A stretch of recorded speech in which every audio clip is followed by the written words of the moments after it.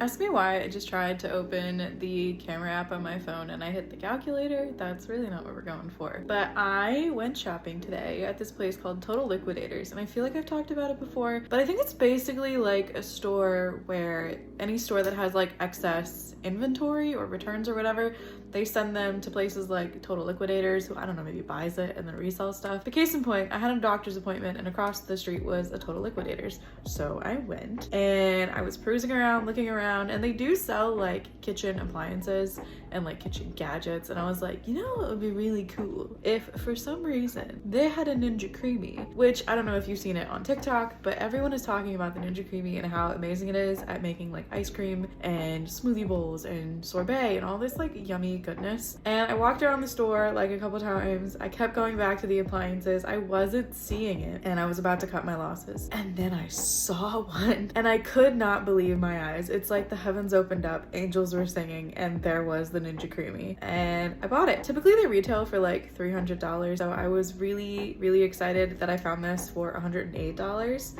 And I'll show it to you right now because she's so pretty. Ignore all the ish in the back, but this is the Ninja Creami. Also ignore the fact that I'm missing a nail. But it can do like ice cream and sorbet, and I don't know what light ice cream means, but it does smoothie bowls and gelato and milkshake, and you can add like mix-ins to your ice cream. And the whole thing came with like the Ninja Creami itself, like everything that I'm assuming the box should have, it came with.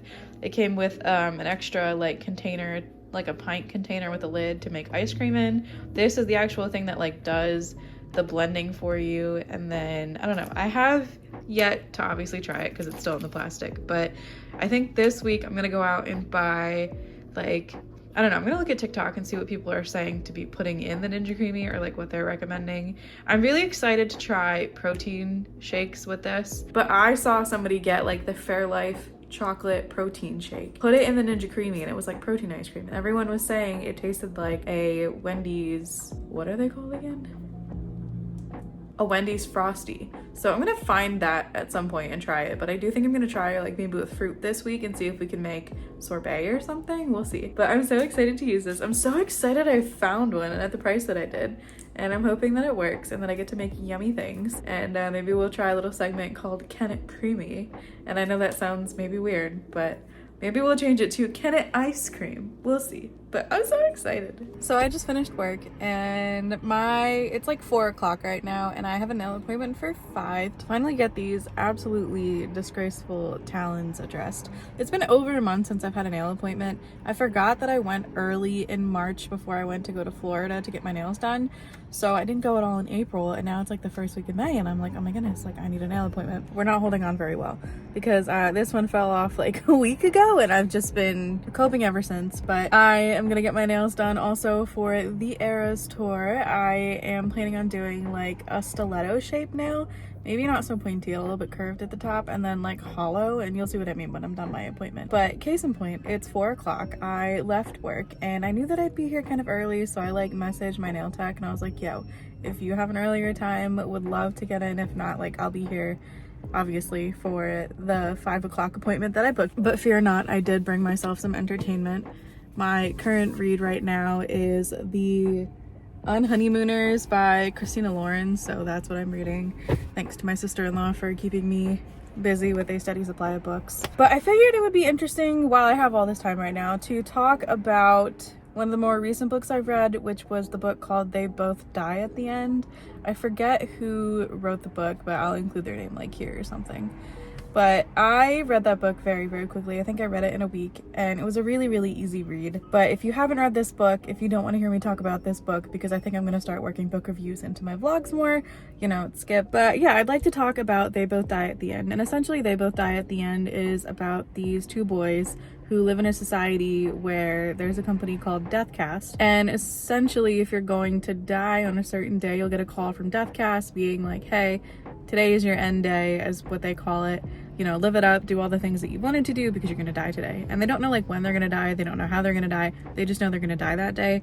So it's about these two boys who end up getting the call from Deathcast, and after they get the call, they're both in like various situations where they basically find themselves alone on their end day, and they decide that they don't want to spend it alone, that they'd like to spend it with other people. And there's this app in the universe called Last Friends where you can have a last friend on your end day, and that's how they meet. And they are definitely polar opposite characters. The one guy's name is Mateo, the other guy's name is Rufus, and it was really interesting to see how they pulled each other out of their various mental states and kind of like opened each other up to the world to experience the things that they wanted to do on their last day. And also it's a love story too, because they do end up falling in love, which is super, super cute. I mean, that love is also kind of what kills them in a way, if you read the book, but I really liked it. I don't really like to marinate mentally on my mortality. It's not a good mental state for me to be in, because my own mortality and thinking of my own mortality very much so terrifies the ever-living crap out of me. I don't know that I'm afraid of death. I don't know that I'm not afraid of death. I just know that I just don't think about it. I try not to think about it, because if I do, it's something I can't stop thinking about, and it's something that just makes me feel like I have no time and feel like I don't know, it just makes me really, really stressed, and I try not to do that. But this book for sure makes you think about it. I mean, you have no choice, because you're basically going through these two characters' last day alive, and they are talking about how they wished that they could go back in their lives and not sweat the small stuff, and wish that they could do the things that they were too afraid of, and to take the chances that they were too afraid to take before they knew that they were going to die. And it definitely made me think, because I don't know, I consider myself, I think the proper term for it is an introverted extrovert. Like, I don't know, I don't mind socializing with people. I love to do fun things. There's fun things I would like to do in my life that financially I just can't do yet, like paramotoring. But I would consider myself at least somewhat adventurous. Like, I'm always down for an adventure. Not too much intimidates me. I've been known to get very, very, very last minute tattoos, same day tattoos. I've gotten a nose piercing, you know, for the fun of it. Ear piercings, you know, like there's not much that's gonna sway me to not do things. And, you know, obviously if they're dangerous, like, I won't do them. I'm all for adventures. Like, I don't know if I've told you guys yet, but I just randomly signed up for a 1 mile paddleboard race. I don't know. It's in June, and I figured, you know, like, why not? I love to travel, all those kinds of things, but it also makes me question in my daily life. Like, I find myself glued to my phone way, way, way more than I like to, and I'm sure any of you people watching out there probably understand what I'm saying. It's very easy for me to spend hours and hours and hours on my phone and to like look up and be like, oh, I guess the sun went down. So I think that book definitely made me think that I don't want the hours of my life going to a screen, which is ironic because I'm vlogging right now and you guys are gonna watch this on a screen.